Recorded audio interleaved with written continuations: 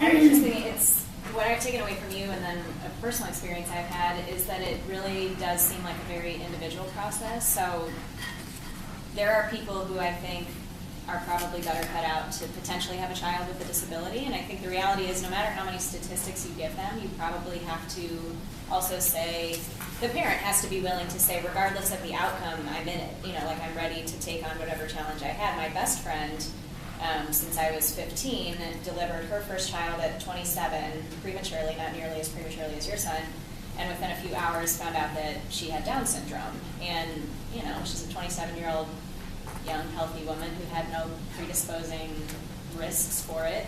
And as I love my best friend to death, but if I had to pick one person I know that would do the worst having a child with a disability, I would have picked her. And it's been interesting because she's an incredible mother, but she would not have continued with the pregnancy had she known. That's just that's who she is. She does not have the money for it. It's become an incredible financial burden on their family.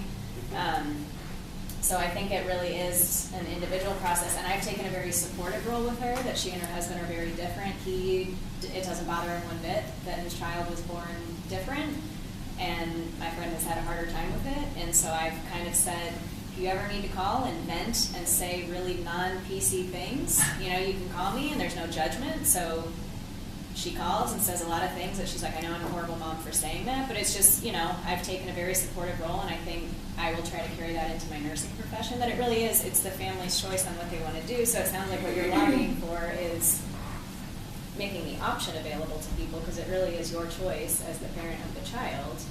And then, once the decision's made, having your team rally around you, because, if you're willing to take on the challenge, then you should be supported to, make that as successful as possible. Yeah, and when you're in this kind of a gray area situation, my what I would like is to bend it in favor as much as possible of the family's desire, and you're right. I mean, the family does have to be fully engaged in the care of the child, and one of the things about special needs parenting is that you do end up saying some awful things about your child, and you're just really hopeful that it's only people who love you who hear you say it.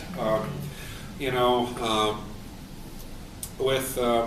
our son developed the ability to vomit on command when he didn't like something, and he had reflux issues, just dreadful reflux issues up to that point, and then he got some will into it, but he didn't, somebody leaves the room, I don't like it.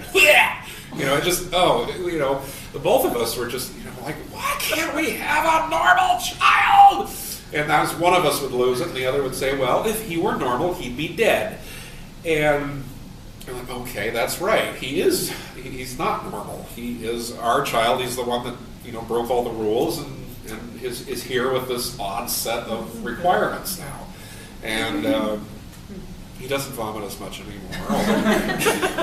Once in a while when he's really mad, he'll do that.